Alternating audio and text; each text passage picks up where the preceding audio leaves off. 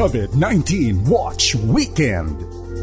Review ng mga kaganapan sa nakaraang linggo, mga kwento ng paglilingkod at kabayanihan, mga paraan kung paano makakatulong. COVID-19 Watch Weekend.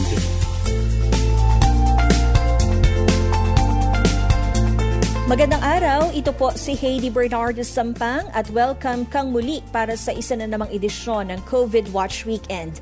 Ihahatid po namin sa inyo mamaya ang mga balitang nakalap natin sa nakalipas na isang linggo. Kasama na po dyan ang pamamahagi ng ECQ Ayuda, gayon din po ang kampanya ng DOH laban sa misinformation. Kasama na rin pong kumustahin natin ang desisyon ng FDA na aproban ang pagbabakuna ng Sinovac sa atin pong mga senior citizens at iba pang balita na may kinalaman din po sa mass testing na sinasalungat ng HPAC na grupo po ng mga health workers dito sa ating bansa. Ipakikilala din po maya-maya ni Joy Kawayan Combatier ang ating frontliner of the week. At mapapakinggan din natin ang report ni Mari Boyles Aragona.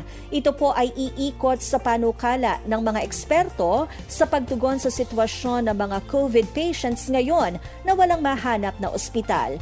At mula kay FEBC President Dan Andrew Cura, isang panawagan para manalangin.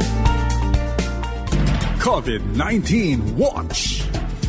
Suportado ng iba't ibang social media apps ang kampanya ng Department of Health laban sa misinformation kontra sa COVID-19 pandemic at bakuna. Inilunsad kamakailan ng DOH ang Check the Facts campaign na suportado ng technology companies kagaya ng Facebook, Google, TikTok at ng Twitter. Binibigyang diin ng kampanya ang kahalagahan ng tamang impormasyon tungkol sa pandemya at hinimok ang publiko na ugaliin ang fact-checking ng mga impormasyon na kanilang nababalitaan. Ayon kay Dr. Beverly Lorraine Ho, ang Director ng DOH Disease Prevention and Control Bureau and Health Promotion Bureau, nakakasagip ng buhay ng tao ang pagkakalat ng mga tamang kaalaman. Matatagpuan ang Check the Facts page sa DOH website. Inaprubahan na ng Food and Drug Administration ang rekomendasyon ng Vaccine Expert Panel na gamitin sa populasyon ng senior citizens ang COVID-19 vaccine na gawa ng Chinese company na Sinovac. Ito ang inanunsyo ni FDA Director General Eric Domingo, kabilang anya sa kinokonsidera ng FDA Expert Panel sa pag-aaproba ay ang limitado pang supply ng COVID vaccines sa Pilipinas, pati na ang kahalagahan na maprotektahan mula sa tumataas na bilang ng COVID cases ang mga senior citizen na tinuturing na vulnerable. Nilinaw naman ng ahensya na bagamat may datos na sa Phase 1 at 2 clinical trials ng Sinovac vaccine sa senior citizens, ay hindi pa sapat ang ebidensya na mataas ang efficacy ng naturang bakuna sa mga nakatatanda. Kaya naman inirekomenda ng DOH at FDA na dumaan pa rin sa masusing evaluation ang mga senior citizen bago sila turukan ng Sinovac vaccine. Kung maaalala, unang inaprubahan ng FDA ang Sinovac para sa mga may edad 18 hanggang 59. Nagsimula ng ipamahagi ng iba't ibang local government units sa NCR Plus ang ECQ Ayuda para sa low-income families na labis na naapektuhan ng enhanced community quarantine. Minimum na 1,000 piso kada tao hanggang 4,000 piso ang pwedeng matanggap ng mga benepisyaryo. Ayon sa DSWD, dapat na matanggap ng benepisyaryo ang cash aid sa loob ng 15 araw, habang 30 araw naman ang palugit sa LGU na pumiling magbigay ng in-kind na tulong. Umapila din ng pangunawa ang DSWD na hindi lahat ay mabibigyan dahil limitado ang budget ng national government. Maaari naman umanong dumulog sa grievance committee ng DSWD o sa LGU sakaling may kaduda-duda sa sistema ng pamamahagi ng ECQ Ayuda. Nakailalim sa ECQ ang NCR Plus hanggang Abril 11. Nagbabala ang Healthcare Professional Alliance Against COVID-19 o HPAC laban sa pagsasagawa ng mass testing sa bansa. Kagaya ng posisyon ng gobyerno, naniniwala din ang HPAC na hindi feasible at hindi praktikal na magdaos ng mass testing, sang-ayon na rin sa mga pag-aaral kaugnay nito. Ayon sa grupo, ang pagsasagawa ng indiscriminate testing ng walang tamang counseling tungkol sa implikasyon ng resulta ay maaaring mauwi sa pagkakampante ng isang tao o di kaya ay pagkakaroon ng maling sense of security kapag negatibo naman ang resulta. Samantala, posible rin anilang magdulot ng undue panic, stigma at unnecessary isolation kapag lumabas naman ang false positive results. Binigyang diin ng HPAC na wala pang bansa sa mundo ang nagtagumpay sa pagsasagawa ng indiscriminate mass testing sa kanilang buong populasyon.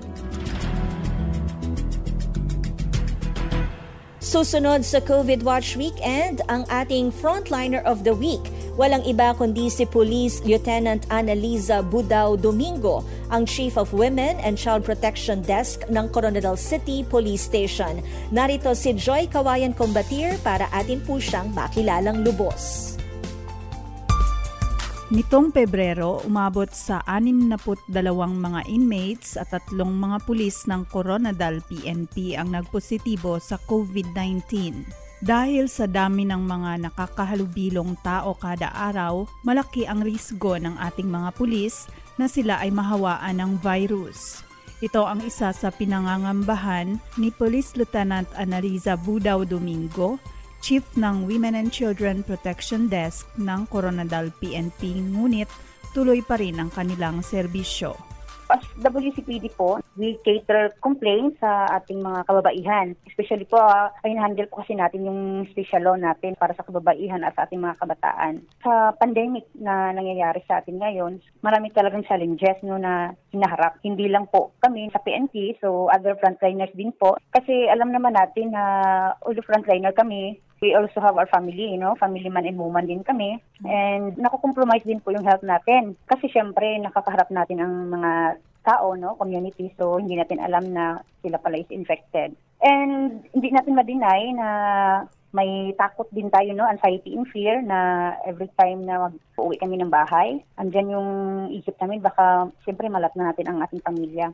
At marami din tayo may nagka-positive na PNP and unfortunately, ng iba is binawian talaga ng buhay because of serving the people. Sa ngayon po is patuloy pa rin yung pag-cater natin ng problema ng ating community. Isa sa magandang dulot ng pinaigting na pagbabantay ng ating mga kapulisan at pagpapatupad ng curfew ay ang pagbaba ng crime rate sa lungsod ng Coronadal. Since nag-start po yung pandemic, laki talagang binaba ang ating crime rate na talagang iba na kasi nga may implementation tayo sa curfew.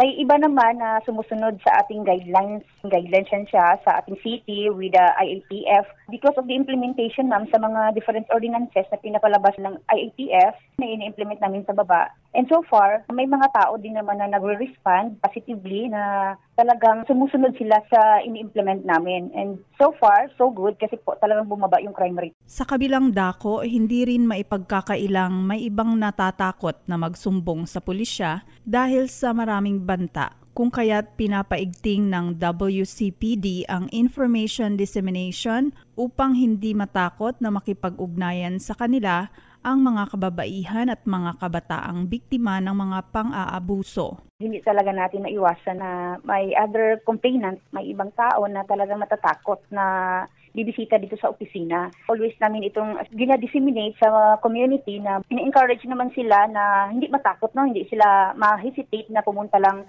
sa police station kasi ang police station nga namin is willing naman mag-assist sa kanila para at least naman kung ano man yung problema nila is ma-address at mabibigyan natin ng focus po. So sa amin din sa WCPD is may sarili kaming contact number, hotline namin na kung mahiya o matakot man sila na pupunta dito sa opisina, try to text or call po para at least naman ma-address natin kung ano man yung mga concerns nyo at saka problema at ma-attend naman natin immediately.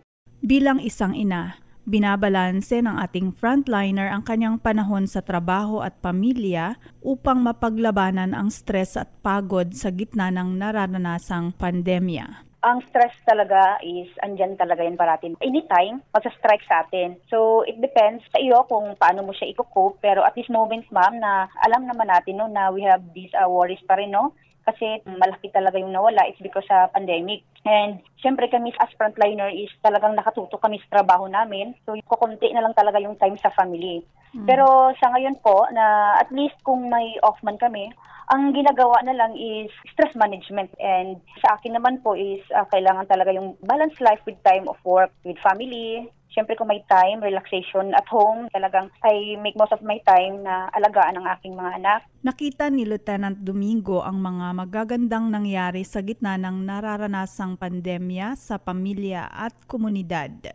So ang positive side naman po is we are able to broaden and build ang ating time sa ating mga mahal sa buhay. Nakikita natin ngayon, nag-reunite talaga and tighten po talaga yung relationship between family and friends. Nabibigyan talaga ng oras na makasama sila. And we really realize, ma'am, how valuable human connection is sa ngayon.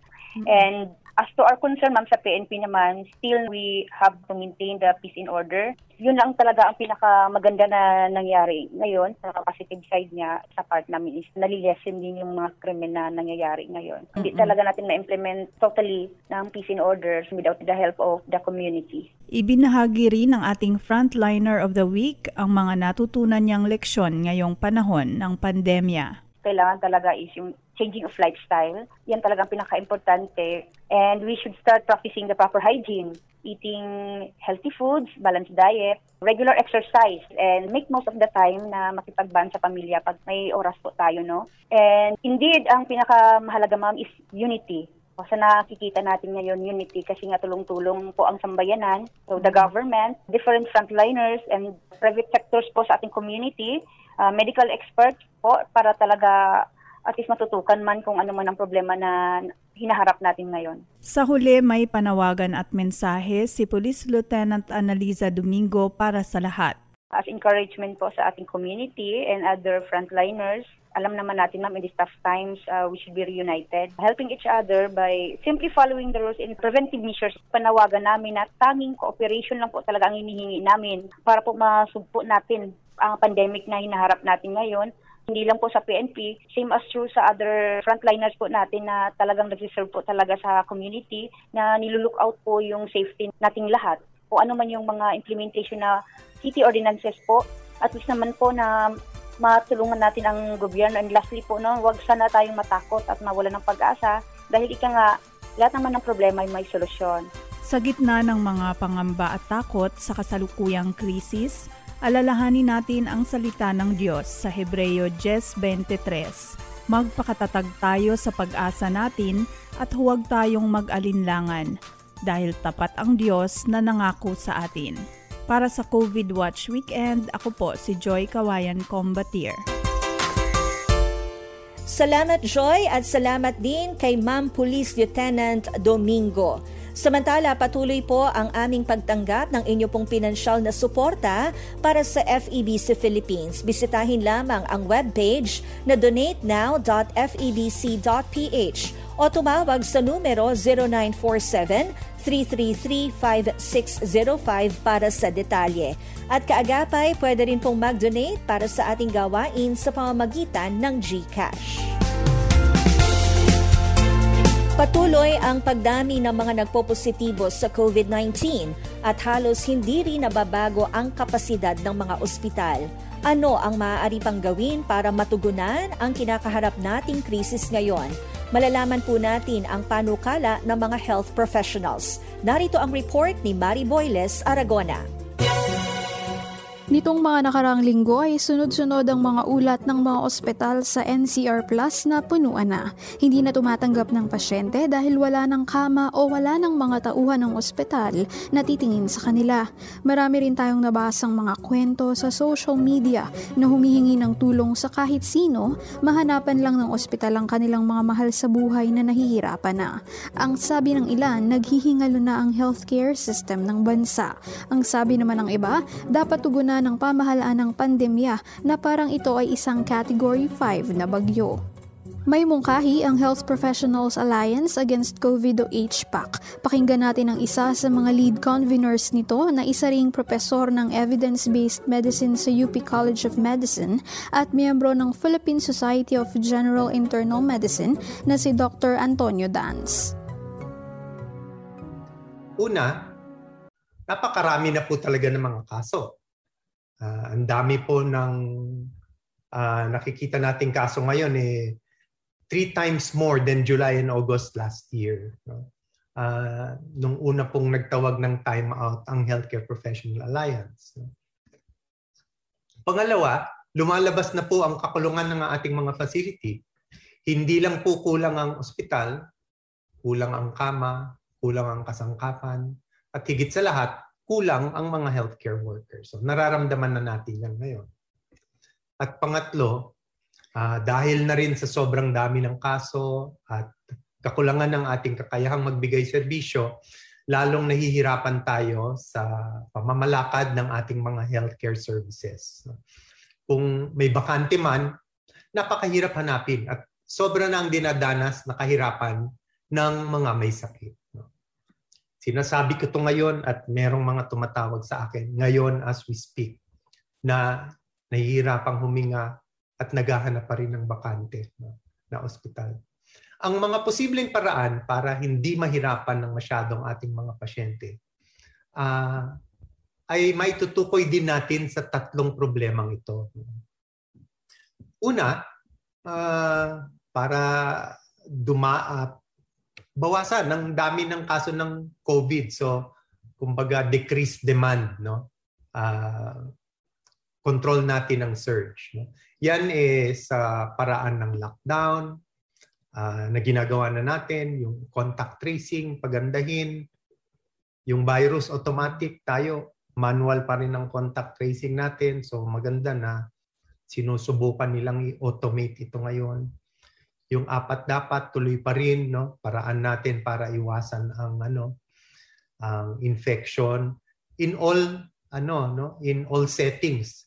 Hindi lang to sa kalye o sa pamamahay, sa trabaho, sa workplace, sa sasakyan. And then of course our vaccination program. Pangalawa, trabahuhin natin tong kakulangan sa kakayahan ng hospital at ginagawa na rin yan ng ating Department of Health and MMDA, no? Ilipat ang mga patient na gumagaling na, ilipat na sa mga ward or sa mga monitoring facility para malagyan na ng bagong pasyente ang mga ICU. Dagdagan ng kama, dagdagan ng ospital, pero hindi po sapat to. No? Sana huwag kalimutan. Dagdagan ng tao. Hindi naman pwedeng dagdagan lang ng kama na wala namang kulang pa rin ang taong mga mag-aalaga rito. Pero bukod sa pag-control ng demand at supply, no? Control natin yung pagdami ng kaso at ayusin natin yung kakulangan, pwede ring ayusin yung pamamalakad. No? Improve efficiency. At pagandahin ang pamamalakad para magamit natin ng mabuti itong ating mga facilities. Sa ganyan lang paraan, pag-address itong tatlong to, natin mapapaganda ang ating healthcare system para marami man ang pasyente na aalagaan ng mabuti at hindi napapabayaan. Sa tatlong ito, matagal bago mangyari yung mabawasan natin ang mga kaso. At hindi rin naman natin madadagdagan agad ang mga ospital at lalo healthcare workers. No? Matagal yung ginagawa, nagtatawag na tayo. Ang problema, dyan po tayo nakatutok ngayon. Sa meetings namin, yan ang tutok ng ating mga improvement. Pero ang tingin namin, matagal yan matagal gawin. Paano na lang yung mga pasyente natin na ngayon nahihirapan at kailangang matulungan. No? Sa tingin namin, ang talagang paraan ng pagtulong ay by improving efficiency at pagandahin ang pamamalakad natin ng mga facilities na yan. No? Diyan po kami tumututok ngayon. Paano bang gamitin yung existing facilities and existing manpower para matulungan talaga at mabawasan ang paghihirap ng ating mga pasyente. At pag-uusapan ho ito ng masinsinan, yung mga mungkahi namin o mga rekomendasyon namin.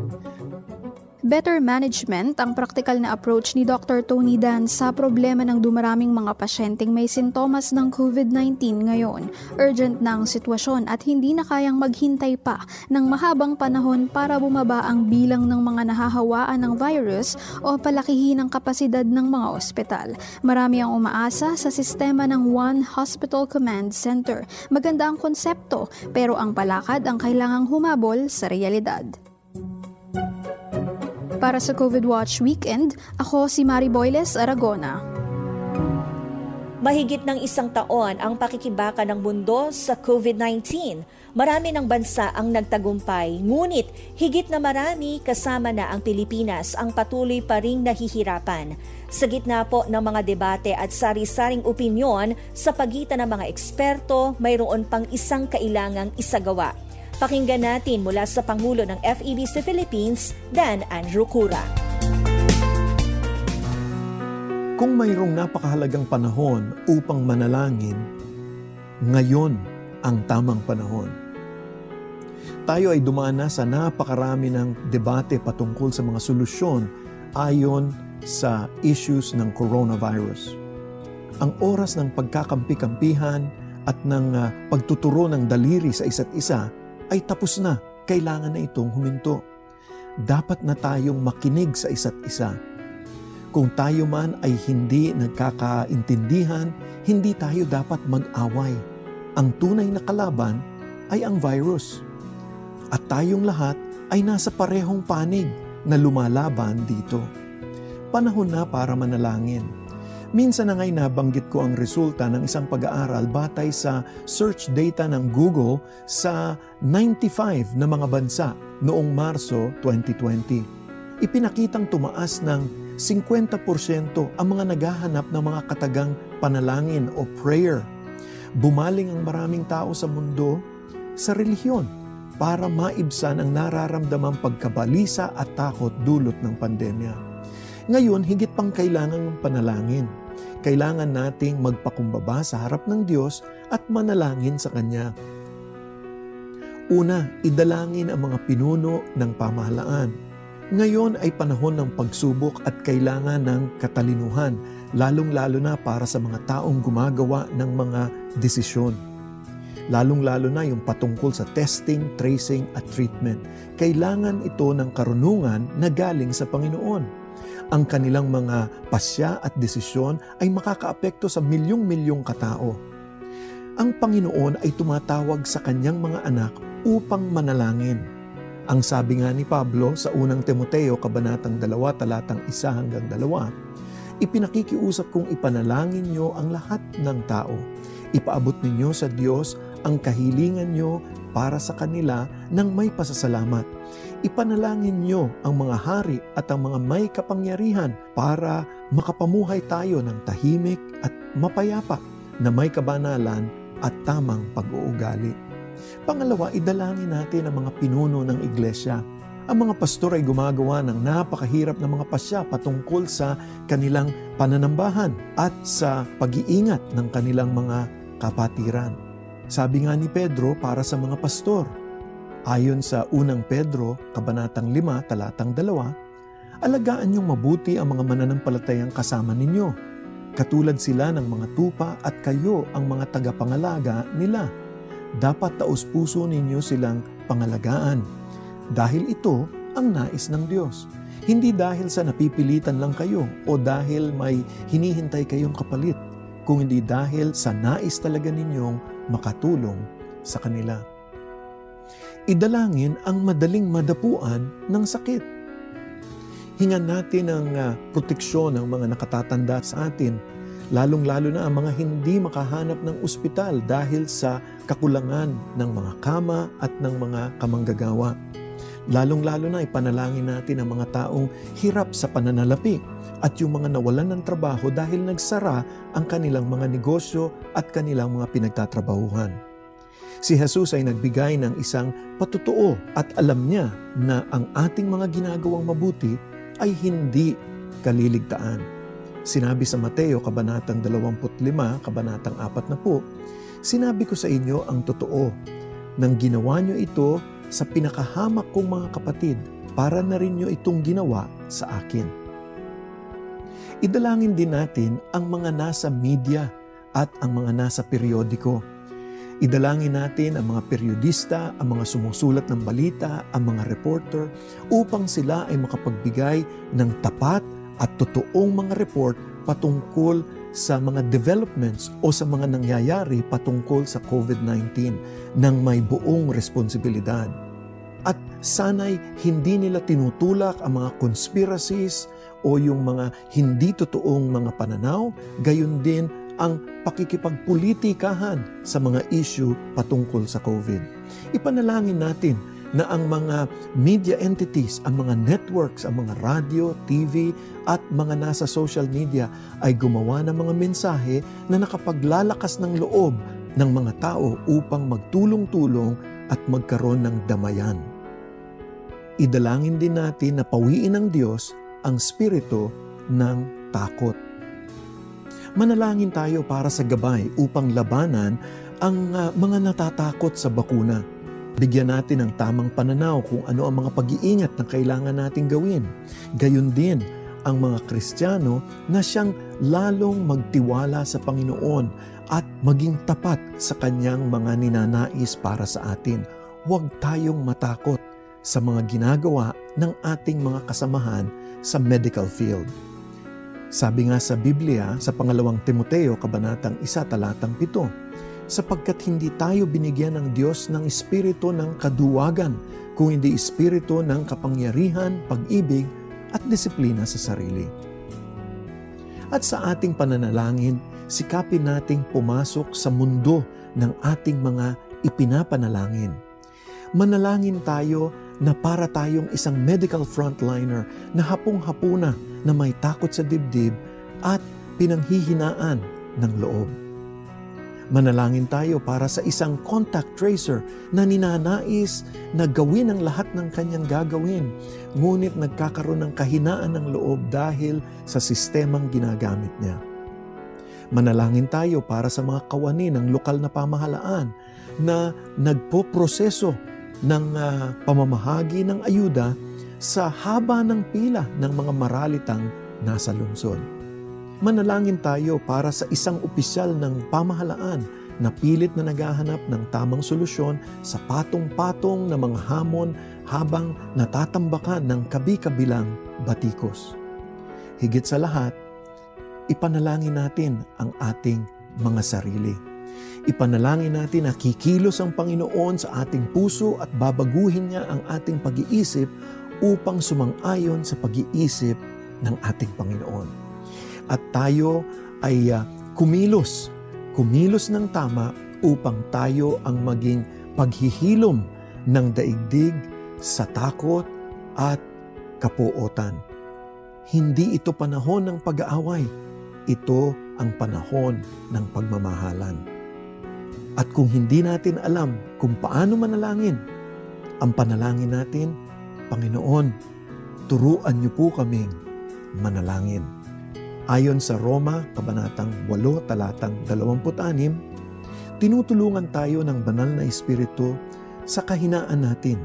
Hindi natin alam kung ano ang dapat nating ipanalangin, kaya ang Espiritu na rin ang namamagitan sa Diyos para sa atin sa pamamagitan ng mga daing na hindi natin kayang sabihin. Ama naming Diyos na makapangyarihan, yan po ang dalangin namin. Turuan niyo po kaming manalangin.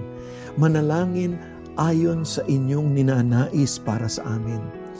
Nananalangin para sa espiritu ng katapangan, ng kalakasan na nanggagaling sa iyo. Mangyaring manalangin kami sa pamamagitan ng iyong salita at palakasin ang aming loob ng banal na espiritu upang labanan ang takot at pagkabalisa. Ito ang aming samo at dalangin sa ngalan ni Jesus. Amen at Amen. At dito nagtatapos ang isa na namang edisyon ng COVID Watch Weekend. Patuloy po nating ingatan ang ating sarili at ang ating kapwa habang dumadalangin ng taimtim sa ating Panginoon. Hanggang sa susunod nating pagkikita, sa pangalan ng buong pangkat ng COVID Watch Weekend, ito po si Heidi Bernardo Sampang nagpapaalala, basta't laging handa at sama-sama sa kanyang lakas, kaya natin to. Para sa karagdagang impormasyon tungkol sa mga balita at impormasyon o katanungan tungkol sa pag-aaral na inyong napakinggan, mag-message sa Facebook page ng FEBC Radio o tumawag sa 8654-1234. Ang COVID Watch Weekend ay naririnig sa mga himpilan ng FEBC Philippines at sa mobile app na FEBC PH Stream.